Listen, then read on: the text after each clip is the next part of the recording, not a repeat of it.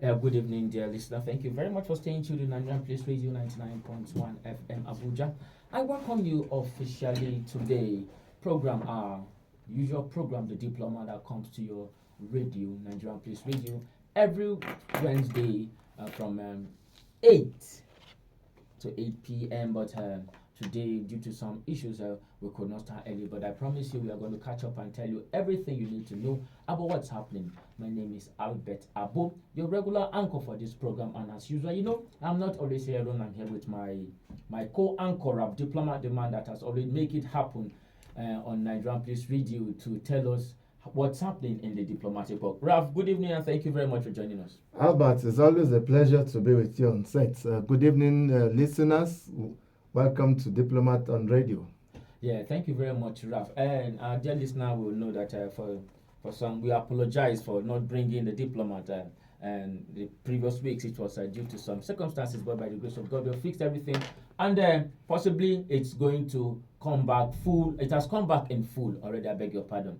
And dear listener, please do not go anywhere. We'll go for just a very small break. And when we come back, then we will kick start in earnest.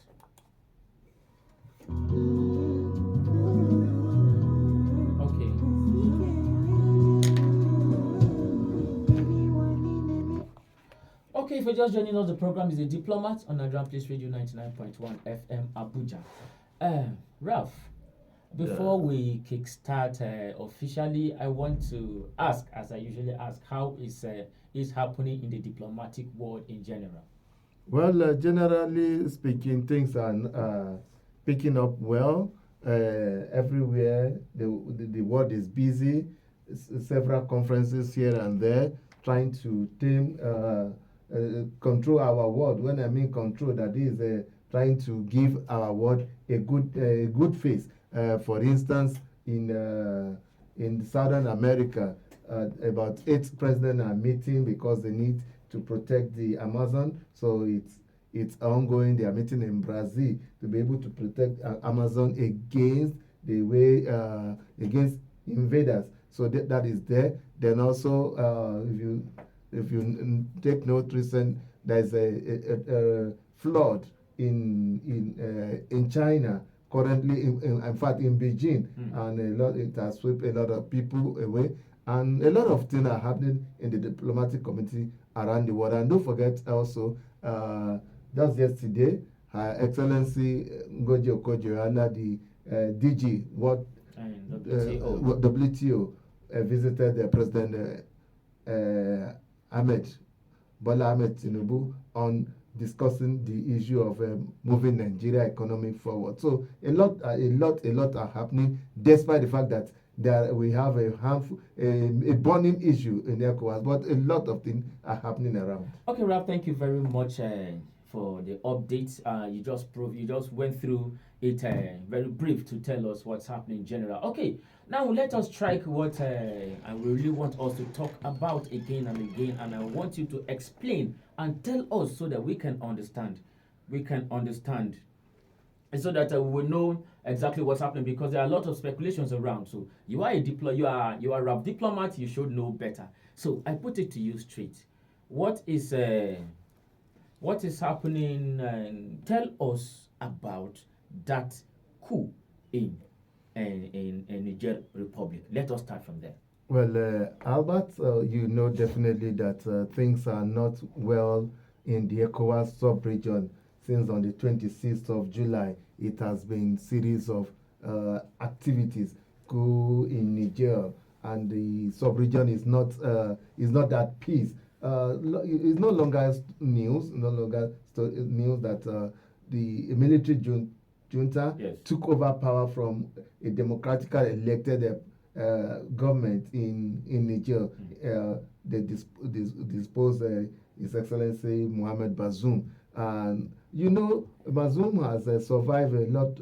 This second coup attempt, he survived one just few days, 2 days to his inauguration. Then there was a coup, but he managed to survive. This time around, the military had to capture him, and it's widely condemned. Yes, and he has been in that detention, widely condemned by the world. But the people, the Nigerian jubilated. You need to even see the crowd of people in stadium on Sunday. They came out en masse. They were jubilating because of what has happened, because of the military takeover. So now we now sit down to analyze, why will certain individual be joyful, be happy because military take over power in their region? And the truth of the matter is, when we want to dissect it very well, the ECOWAS leadership needs to do a lot of things. Things are not going on well the way it's supposed to be. Take for instance, as soon as immediately as the coup happened, there was emergency summit in Abuja here. You know definitely our home president, His Excellency Ahmed Tinubu, is the ECOWAS chairman. So he summoned an emergency meeting. All the president were around on the 30th. There was a meeting at the State House which covered, and it was at that meeting they agreed. And for you to know the importance of the meeting, ECOWAS, virtually all the presidents were present, just handful. And some presidents came in on Saturday night. So on Sunday at the airport when we were receiving them, we received very few. Meaning, to show you how burning the issue was, some came in a day before on Saturday. Then on Sunday, we have the AU chairman himself, Faki, was around. We have representative from the United Nations, for you to see how important this is. And in that meeting, after the closed door meeting, there was a communique released, which is no longer news now, and it is agreed that they are giving the military junta 7 days to vacate and hand over power to Mohamed Bazoum. Else, there will be use of force. And you know definitely that was a communique that was read. Then on the 2nd to on the 4th of August, the military chiefs in all ECOWAS states met in Abuja for 2 days. They fine-tuned way. And you know, it's been here and there. Everybody is talking about the Niger coup. But let's be sincere. Let's go back to the drawing board. ECOWAS, some people have decided to say ECOWAS is just making noise. And I don't want to believe that ECOWAS is making noise. But if ECOWAS do the right thing from the onset, there won't be all this issue. When people don't they don't feel that they are being represented in government, they go all out to do do a lot of things.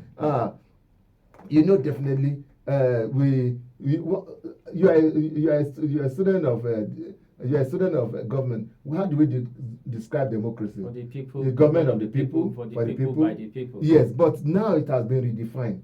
It has been said government of the few, the selected few, who circulate themselves for the benefit of themselves. This is what has been happening. That is why we have this issue. You know, in the ECOWAS sub-region, we have series of coup at military takeover. We have that of Burkina Faso, we have that of Mali, we have that of Guinea Conakry. Those now the latest one, Niger. Why? Because ECOWAS leadership did not do what they are supposed to do. Did not take a proper stand. Take an appropriate stand. Let us know where you belong to. The problem why we are having all this coup is because ECOWAS does not stand well. It is now difficult to weigh the big stick on the defaulters. Take for instance, when Alpha Conde, before the military took over, he extended the constitution beyond the limit. After 2 times, he extended. ECOWAS went ahead and congratulated him. When Alassane Ouattara of Cote d'Ivoire did the same thing, ECOWAS went ahead and congratulated. Let ECOWAS take a definite stand. Don't congratulate illegality. If you don't support illegality, certainly when you talk, people will take you more serious. Ralph, I want to ask, are these people fighting for a just cause? Well, it depends on what you term just cause to be. The people, from the way they are jubilating, they said the people are suffering. The government is not for the people, but it's for some people, and that the government is pro-West. That is, the Western country is enjoying what they are supposed to enjoy. That is why the military said we are taking over to fight corruption, and the people now, the Nigerians are jubilating, running up and down, supporting them. So I am here in Nigeria. Yes, I am not a Nigerian, so I can't say what they are doing is just or not. I can't be the judge at this time. Okay, Ralph, since the coup started, we discovered that we heard and we know that ECOWAS has done a lot of sanction in Nigeria, talking of... Yes, and Niger also retaliate. Because now the days are put no fly zone over its border, and so it has increased the issue of airfare. If you want to fly to London now, something that you're supposed to pay less now is high, because the plane cannot leave Abuja and go through Niger. It has to look for another route, which has made the cost to rise. Okay, Ralph, let me bring you down home.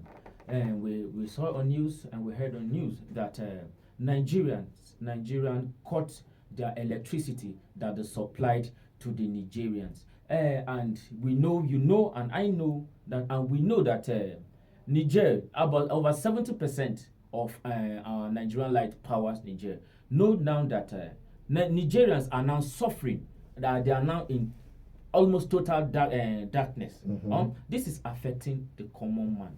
Why don't they use another way? That is number one. Then number two, in the process of them coming together to write this, get these ties and do this light, was there anything like, should in case there's a military, anything like this, they will cut off the light? In other way round, what if the Nigerians now decide to shut down their dam? Won't it affect we down here, because it is their dam that powers our light here in Kanji Dam?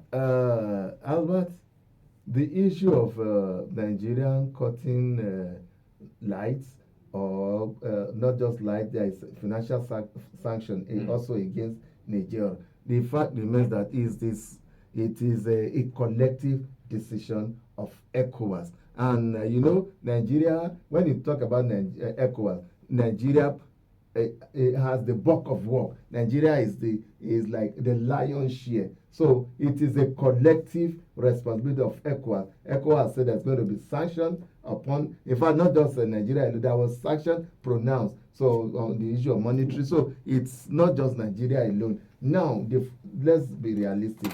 They've been sanctioned, quite okay. But one thing a lot of people are saying is that Nigeria and Niger, we are brothers. Actually. So that's Nigeria should trade with caution, because indirectly we'll be fighting our own brother. Our own brothers. Yes, that as an entity, as Nigeria as a country, we are not ready for war. We don't want war with Niger.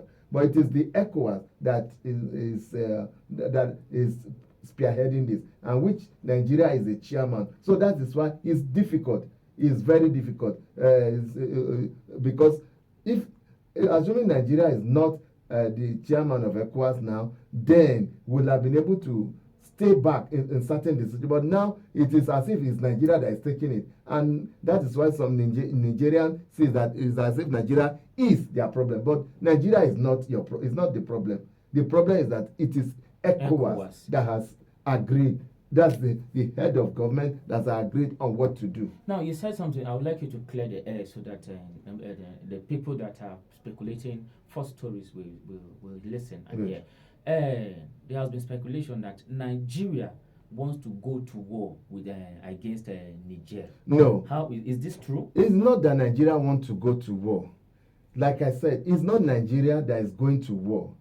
It is ECOWAS that said if the military refuse to hand over, the ECOWAS will guard. That is why all the ECOWAS head of military gather in Nigeria to come to fine tune. But going to war is not that Nigeria is the one going to war against Niger. It is the ECOWAS country. You know, when we had when there is war in Liberia, when there was war in Sierra Leone, there's ECOMOG soldier. That's ECOMOG. The military aspect went and helped the country. So it's like ECOMOG is going to come alive now, because it's not. But definitely Nigeria has made 60% in it. It's contributing 60%. But it's not that Nigeria as a country is the one waging war. And you know, we are in democracy. It's not the military that you can single-handedly take decision. President Bola Ahmed, as the chairman, he's even sent a message to the Senate asking for approval to send our army for this. That is definitely they're going to bring from Nigeria, bring for Cote d'Ivoire, yes, bring for Ghana. Yes. He has asked the Senate, I want to donate. Our Senate has said no, we don't approve it.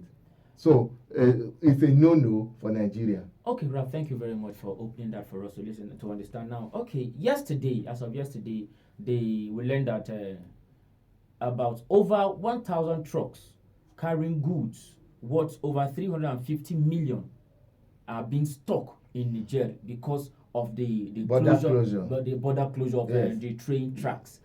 These things are coming more from Nigeria. Talking of the light, talking of the train tracks. It's vice versa. Where there's an adage that where two elephant fight is the ground that suffers.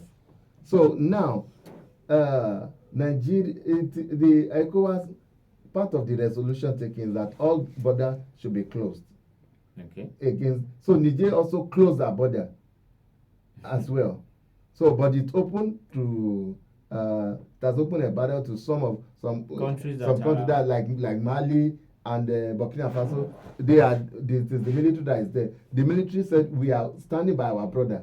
We are standing by our. If ECOWAS or anybody attempt anything, no, you are declaring war against the five of us. So the issue of border closure is part of the resolution called agreed by ECOWAS. But tomorrow, ECOWAS, there's going to be another emergency meeting here in Abuja. So they're going to sit down to review, because what the government of Nigeria is saying is that military intervention is not totally true now, it's still on table, but it is the last resort.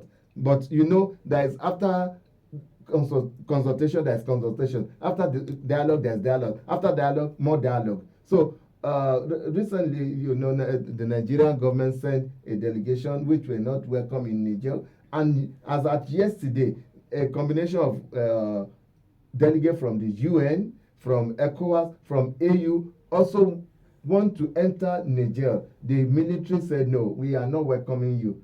We can't guarantee your safety. So they didn't give them access. The US government also didn't get access. So it's beyond the ordinary. What we are praying for now is we need peace in this region. There's no the issue of war should not even be thought about, because we already have enough problem in our hand. So war should not come at this time. Diplomat, I beg your pardon. War is very, very expensive, so they said, and in the course of that, you know the beginning, you don't know how it's going to end. Today now, Russia-Ukraine war is over a year now, and it's still counting. When it started, we thought it's something that's going to last few days, but now it's a year plus. So we don't want that in the ECOWAS region. So Ralph, now talking about the war and the war with let's say ECOWAS coming to enforce them to the military to bring back democracy. Is it not? Don't you feel this should be discussed, or this should be taken more diplomatically than enforcing? You can't enforce. Than enforcing, because these people, they obey the gun. Yes, it's the gun they understand. So you can't enforce anything. Instead of that, you are going to shoot yourself at the leg. What we need is dialogue. Yes, the military has taken over government. No, nobody is applauding them for that. Nobody is saying, but listen to genuine genuine talk. Why did you take over? What are the things? Okay, let them reason together, bring out their point. There's a particular verse in the Bible, which I like to borrow now. It said somewhere, don't answer a fool like a fool, so that you not be like him. Yeah, actually. Then the next verse say, answer a fool like a fool, so that he will not be wise in his own eye. So there are situations where you don't answer a fool like a fool, so that he will not become wise. Now there are situations where you immediately you answer a fool in this way. So this time around, don't, because power has been taken, let's also take by, you can't take it by force. And if there's no matter how big the eyes of a visitor is, when you enter somebody's house, you can't see anything. Actually, that is very true. If I have a big eye, if I enter your house, there are certain things I cannot see. You can never see until I show you where they are being kept. Actually. So that's true. Going to war in Niger with the military, that we have to force you to. We are going to. The ECOWAS is going to feel it, because they are prepared for anything. But we shouldn't allow that. We shouldn't allow that. Okay, thank you very much, Raf, for the update on this military junta in Niger. I really appreciate everything, and I totally understand now. My question now is, what do you think in the following weeks or in the following months will this resolve to? You have been in the diplomatic world. You are a student of Diplomat. So I think you should, if you let's say, I'm trying to just make you predict, what do you feel will be the outcome? Will they resolve to war, or you feel they will come back to dialogue? Certainly there will be no war. That I can assure you. It's not that anybody is afraid of war. Because there are certain individuals. It will be rumored that certain powers want to test their equipment. So, and it is going to be, we are going to succeed in destroying ourselves if we allow it. So, well, that's what we say, that the new this administration, this Tinubu administration, should get Diplomat to handle the issue. Ambassador, the PAMSEC of the Ministry of Foreign Affairs addressed the diplomatic community last week on this Niger issue, and journalists asked questions. You trust our people, the way we were trained the question. The man was diplomatic about the whole thing. Despite the way questions were coming, he was answering them diplomatically. So that is the kind of thing we need this time around. Yes, there is drum of war, but let a diplomat, let the diplomatic aspect, let it prevail. You know, Raphael, the Nigerians are saying that France has been the is the problem, because they have a natural deposit, natural mineral in their country, of which uranium, of which they don't benefit. France benefits more, and from that, maybe I think that is where the major... in every nonsense there is a sense. Actually, when you remove the none, the rest remains sense. So for them to say this, they can't be far from the truth. Enough is enough. If you there's an adage in my dialect, as if you give ram to masquerade, you release the rope. Okay, yes, actually. You are donating your ram to the masquerade, and you are still holding the rope. You are the owner of the ram then. So now France said some of these countries are independent, yet you want to dictate to them. Take for instance, we've been talking about there will be ECOWAS single currency, eco currency. We keep saying it will happen 2020. No, it will happen January 2021. We're in 2023. We have not been able to fine tune. We are still saying by 2027 it will happen. This thing should have been implemented some ways when ECOWAS was seriously working on it. It is the same France that was wiser, called the francophone country with the ECOWAS, and they brought out another currency.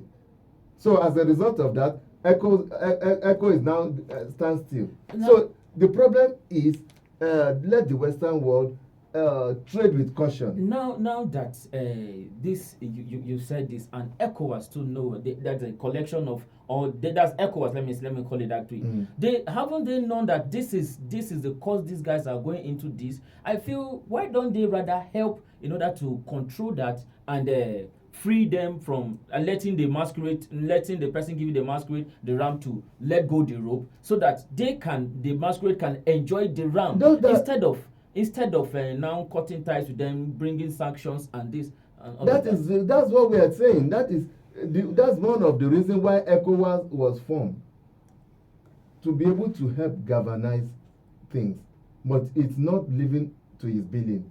And ECOWAS Parliament presently, the Speaker of ECOWAS Parliament, His Excellency Mohamed Tunis, is soliciting that let those parliamentarians come in, let them be not even a member of political party. Let them be elected on free ground, so that it won't be because you are in APC you are going to the parliament, ECOWAS Parliament, not because you are in PDP you are going to. No, he said let us elect people who are separate. Then if this truly happen, then there will be true democracy. Oh, Ralph, you have spoken a lot about this, and I really, really appreciate and thank you very much for everything you've said. Dear listener, I hope that now, if you are being cleared of what has been happening in Niger all this while, and this will not stop. I think next week we will have to continue with this. There's going to be an emergency summit tomorrow, so we'll have to bring words to our people on this. Okay, Ralph, thank you very much for giving us this update. Dear listener, at this point, we would like to draw the curtains of this program today, The Diplomat. I hope you do enjoy the program and learn everything we have brought to you today. Ralph Diplomat really said a lot about what's happening between Niger, ECOWAS, Nigeria. He has cleared the air that it is not Nigeria per se, but it is ECOWAS that is taking these decisions. Although the chairman of ECOWAS is a Nigerian, is the president of Nigeria, but that doesn't mean he is the one that is taking this decision. It is ECOWAS that is taking this decision. And on this note, Ralph, one last word before we wrap up. Okay. And I want to tell you that please do keep a date with us next week, Wednesday from 8 to 8:30 p.m. where we'll bring to you another wonderful edition of The Diplomat. My name is Albert Abo, and I thank you, Ralph Diplomat, for coming today to talk to us. Albert, thank you for having me. Please stay safe and have a good night rest.